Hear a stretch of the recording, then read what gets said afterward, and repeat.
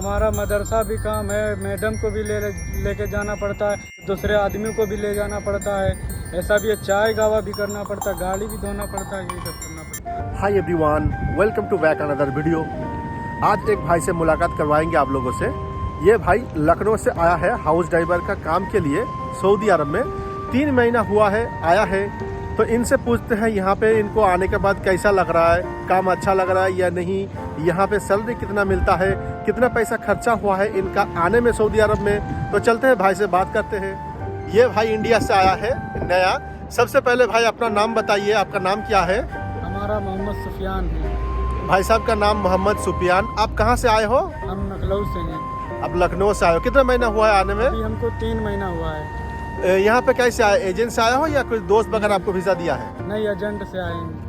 ये भाई साहब जो है एजेंट से आया है। एजेंट से आए हो, कितना पैसा खर्चा हुआ है आपका आने में? 1,20,000 रुपया हमारे से एजेंट लिया है। तो इनका है 1,20,000 रुपया लिया है एजेंट।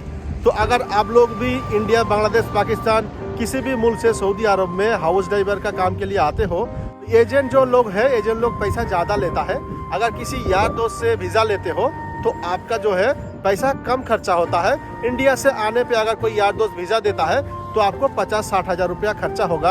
अगर किसी एजेंट से वीज़ा लेते हो तो आपको कम से कम 1 लाख से 1,20,000 रुपया खर्चा होगा सऊदी अरब आने के लिए। तो आप बताइए, यहाँ पे आने के बाद आपको काम कैसा लग रहा है? काम वाम तो फिलहाल सही है। जो भी काम देते हैं वो काम तो तुमको करना ही पड़ेगा। फिर काम जो नहीं करोगे तो फिर तुम्हारे लिए मुश्किल है। तो हाउस ड्राइवर पे आने पे यहाँ पे हर काम करना पड़ता है। जैसे गाड़ी भी चलाना पड़ता है और भी कुछ काम देता है, वो सारे काम करना पड़ता है। मगर हाउस ड्राइवर का काम ऐसा ही है, आपको यही सारे काम करना पड़ता है। जो काम बोलेगा वो सारे काम करना पड़ेगा। हाँ। आपको क्या क्या काम मिलता है मदरसा का? हमारा मदरसा भी काम है, मैडम को भी लेके जाना पड़ता है, तो दूसरे आदमियों को भी ले जाना पड़ता है, ऐसा भी है, चाय गावा भी करना पड़ता है, गाड़ी भी धोना पड़ता है, यही सब करना पड़ता है। तो यहाँ पे आपको गाड़ी चलाने के लिए आते हो तो आपको हो सकता है ज़्यादा भी काम किसी को मिलता है, किसी को कम भी काम मिलता है। तो इन भाई साहब को थोड़ा ज़्यादा काम मिला है। ड्राइवरी का भी काम करना पड़ता है, चाय गेहुआ भी देना पड़ता है। तो आपको सैलरी कितना मिलता है भाई साहब? सैलरी 1400 मिलता है। खाना पीना किसका है? खाना पीना वही में है। तो अब 1400 रियाल भाई साहब को मिलता है, खाना पीना उसी में ही है। एजेंट बोला था 1500 देंगे तुमको। अच्छा, एजेंट बोल के जो भेजा था 1500 रियाल देंगे, लेकिन यहाँ पे आने के बाद इनको शुरुआत में 1200 रियाल मिला था, उसके बाद अभी 1400 रियाल मिलता है। तो आपका ड्यूटी रात को कितने बजे खत्म होता है? ड्यूटी इसका कोई पता नहीं, जितने बजे फ़ोन कर दें, सोते जागते हो, तुमको जाना है तो जाना है। हाँ, ड्राइवर का यही है कि ड्राइवर लोगों का कोई भी काम का टाइम टेबल नहीं होता। जिस टाइम आपका काम होगा उस टाइम आपको जाना पड़ेगा। बुलाएगा तो आपको जाना पड़ेगा, चाहे रात भी हो दिन भी हो, कोई उन लोगों का मतलब नहीं है। रात 12 बजे 1 बजे तक अगर आपको कहीं पे बुलाएगा तो आपको जाना पड़ेगा। आप यहाँ पे जो काम कर रहे हो, यहाँ अच्छा लग रहा है? इंडिया में काम कर रहे थे वहाँ पे अच्छा लग रहा था ज़्यादा? नहीं, इंडिया में काम कर रहे थे तो वहाँ ड्यूटी मतलब उसका टाइम था यार 10 घंटा, 8 घंटा, 12 घंटा वो टाइम है। इसका कोई टाइम भी नहीं है। जितने खन खाना का खा रहे हो तो जल्दी आओ, ताल सूरा, बस जल्दी जल्दी आना है तुमको। अगर नहीं आओगे फिर मुश्किल बोलेंगे तुम्हारे लिए। हाँ, यहाँ पे एक चीज़ है, इंडिया में अगर किसी जगह में काम करते हो ड्राइवरी का, तो आप लोग का एक टाइम टेबल होता है कि इस टाइम से इस टाइम तक आपका काम खत्म हो जाएगा। लेकिन यहाँ पे कोई काम का टाइम टेबल नहीं है। जिस टाइम आपको बुलाएगा उस टाइम आपको आना पड़ेगा, उस टाइम उस जगह में जाना पड़ेगा। चाहे आप खाना खा रहे हो फिर भी आपको बोलेगा ताल सोरा, मतलब जल्दी जल्दी खाना खा के आप आ जाओ।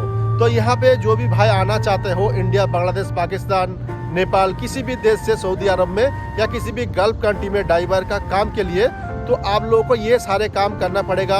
ड्राइवर लोगों का काम का कोई टाइम टेबल नहीं है। अगर आप लोग आना चाहते हो, किसी यार दोस्त से वीज़ा लेके आइएगा तो बहुत अच्छा होगा, आपका कम भी पैसा खर्चा होगा। अगर किसी एजेंट से वीज़ा लेते हो कम से कम 1 लाख से 1,20,000 रियाल खर्चा होगा। यहाँ आने के बाद आपको अकामा बनाने में या ड्राइविंग लाइसेंस बनाने में कोई दिक्कत हुआ है?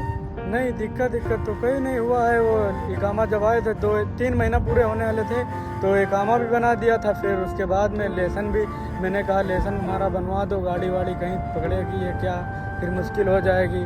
तब वो फिर मेरे लिए बनवा भी दिया। तो यहाँ पे एक चीज़ अच्छा है कि यहाँ पे आ जाने के बाद आपका कोई जिम्मेवारी नहीं है। लाइसेंस बनाना, अकामा बनाना वो कपिल का है। अगर आपका लाइसेंस नहीं बनाता है, अकामा नहीं बनाता है, तो 3 महीने का बाद जो है अकामा बनता है। 3 महीने का बाद अगर अकामा नहीं बनेगा तो आपके लिए कोई दिक्कत नहीं, आपका कपिल के ऊपर फाइन आएगा। अगर आप गाड़ी चलाते हो, लाइसेंस नहीं बनाता है, तो कपिल के ऊपर फाइन आएगा। तो आई होप कि आज का वीडियो आप लोगों को अच्छा लगा। आज का वीडियो में आप लोगों को कुछ अच्छा जानकारी मिला है। जो भी भाई नया आना चाहते हो, कुछ अच्छा जानकारी आप लोगों को मिला है। और भी कुछ अगर आप लोगों को पूछना है तो इंस्टाग्राम पे जाके फॉलो कीजिए, वहाँ पे आप हमसे सवाल कर सकते हो। आप लोगों का सवाल का भी जवाब देंगे इंशाल्लाह। तो आज का वीडियो यहीं पे इन करते हैं, मिलते किसी अगले वीडियो में। तब तक के लिए इजाज़त दीजिए। अल्लाह हाफिज़।